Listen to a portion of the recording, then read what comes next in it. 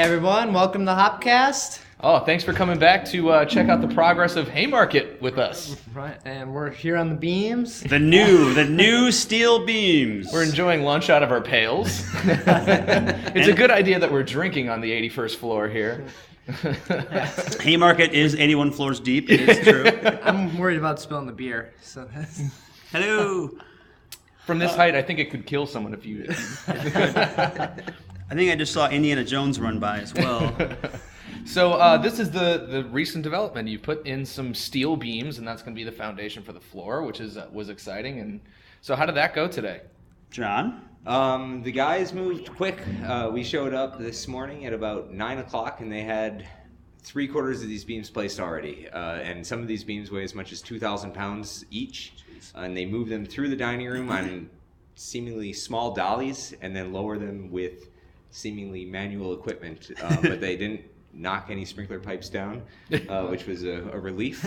And now they're pretty far ahead of schedule. The architects came in, and we're a little bit surprised that they were moving as fast as they did. So the architects quickly went back to their shop and decided they needed to finish the work they promised to have done while they were rolling their eyes at how fast the steel guys would work. And It was really fast. Yeah, the whole point of the steel is to support the decking and then eventually the tanks, which will be full of many pounds of liquid. That's why we had to put in all of these steel beams throughout the whole room. If you could pan, which you can't, but we will eventually have awesome footage online.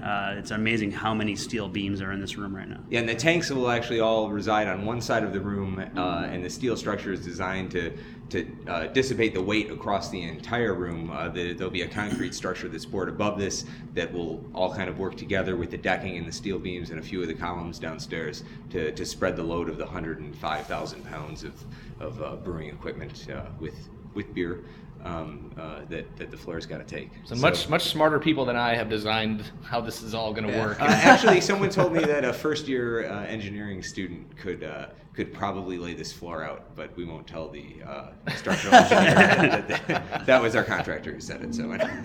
So then next the concrete?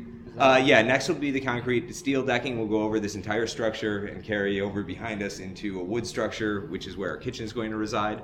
And then a steel decking goes over that, and 6 inches of concrete gets poured over the top of that. And then each section of that gets pitched towards floor drains so that the water in the brewery drains properly and the water in our kitchen drains properly. Just sit there. If I'm just hazarding a guess here, John, I believe I'm sitting underneath the pizza oven right now. Yes, this would be the pizza oven would be where you are. The corridor for the dish room would be over on my left, and we'd be looking at the fermentation. So would he be a broiler or a fryer? Griddle man. Griddle. He'd be the griddle. I like that. That's my nickname in college. Was Griddle man. Griddle man. Or it will be now. So yeah, I think once you get the concrete poured and it's all cured, things will really start snapping and popping, moving pretty quick. Yeah, our big timeline is once the concrete pours, it's apparently like 20-some days for it to cure before we can put the tile on top. So hopefully we'll be able to do stuff up top and get everything else ready in the dining rooms, and then we'll get the floor down, and then the equipment can all roll in. And by that point, I'd hope we'd have everyone lined up so things can move fast. And the next step, start making beer. Making beer. Cheers to that. Right. Making beer. Making beer. Cheers. Yeah, so it's coming along. It's exciting. And stay tuned for more updates. Yeah.